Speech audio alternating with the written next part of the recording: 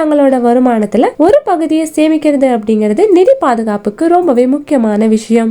இன்னைக்கு இருக்க மக்கள்ல பலரும் அதிகம் ரிஸ்க் இல்லாத முதலீட்டை நோக்கி தான் நகர்ந்துட்டு இருக்காங்க. அந்த வகையில தங்களோட முதலீடு பாதுகாப்பானதாகவும் அதிக வருமானம் தரக்கூடிய அரசாங்க திட்டங்கள்ல தான் அதிகமா முதலீடும் செய்யறாங்க. அந்த மாதிரியான திட்டங்கள்ல ஒண்ணுதான் போஸ்ட் ஆபீஸ் ரெக்கரிங் டெபாசிட் திட்டம். போஸ்ட் ஆபீஸ் ரெக்கரிங் டெபாசிட் திட்டம் அப்படிங்கிறது பாதுகாப்பான அதே சமயம் உத்தரவாதமான வருமானம் தரக்கூடிய அரசாங்க திட்டம். குறைவான ரிஸ்க் இருக்க மாதிரி சேமிப்பு திட்டத்தை விரும்புறவங்களுக்கு இந்த திட்டம் பாத்தீங்கன்னா ஒரு சிறந்த தேர்வாவே இருக்கும். இந்த போஸ்ட் ஆபீஸ் ரெக்கரிங் டெபாசிட் திட்டத்துக்கு 6.8% வட்டி விகிதம் வழங்கப்படுது. இந்த திட்டத்துல குறைந்தபட்சம் 100 ரூபாயிலிருந்தே முதலீடு செய்யலாம். அதிகபட்ச முதலீட்டுக்கு வரம்பு ஏதும் கிடையாது. உங்களோட வருமானத்துக்கு ஏற்ற மாதிரி நீங்க முதலீடும் செஞ்சுக்கலாம். அதிகமான வருமானத்தை பெறணும்னு நினைக்கிற முதலீட்டாளர்கள் கொஞ்சம் அதிகமான தொகை கூட முதலீடு செய்யலாம்.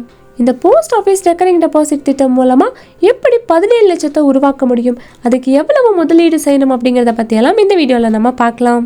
நீங்க 17 லட்சம் ரூபாயை உருவாக்கணும்னு நினைச்சீங்கன்னா தினமும் 333 ரூபாயை சேமிக்கணும்.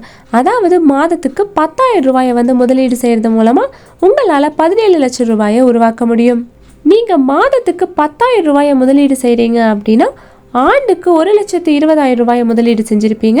அப்படின்னா 5 வருஷங்கள்ல உங்களோட மொத்த முதலீடு 5,99,400 ரூபாயா இருக்கும். இந்த 5 வருடங்களுக்கு உங்களுக்கு 6.8% வட்டி விகிதம் வழங்கப்பட்டுச்சு அப்படின்னா மொத்தமா உங்களுக்கு 1,15,427 ரூபாய் வட்டியா மட்டுமே கிடைக்கும். மொத்த முதிர்வு தொகையா உங்களுக்கு 7,17,827 ரூபாய் இருக்கும். அதுக்கப்புறமா உங்களோட முதலீட்டை மறுபடியும் ஒரு 5 ஆண்டுகளுக்கு நீங்க நீடிச்சீங்க அப்படின்னா உங்களோட மொத்த டெபாசிட் தொகை 12 லட்சமா இருக்கும். இதுக்கு வட்டியா 5,18,546 ரூபாய் கிடைக்கும்.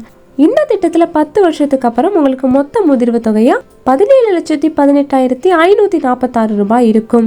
இந்த திட்டத்தை பொறுத்த வரைக்கும் மாதாந்திர தவணையை நீங்க சரியான நேரத்துல டெபாசிட் பண்ணணும்.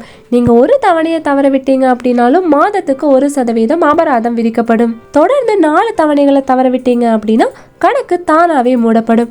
இந்த திட்டத்தோட முதிர்வு காலம் 5 ஆண்டுகள். நீங்க தொடர்ந்து 5 ஆண்டுகளுக்கு டெபாசிட் பண்ணணும். அதுக்கப்புறம் வட்டியோட அசலையும் சேர்த்து நீங்க பெற்றுக்கொள்ளலாம். ஸோ இந்த வீடியோ உங்களுக்கு ரொம்பவே யூஸ்ஃபுல்லாக இருக்கும் நம்புறோம். இதே போல் மணி ரிலேட்டட் வீடியோஸ்க்கு இந்த வீடியோக்கு ஒரு லைக் பண்ணிவிட்டு நம்ம சேனலையும் சப்ஸ்கிரைப் பண்ணிடுங்க.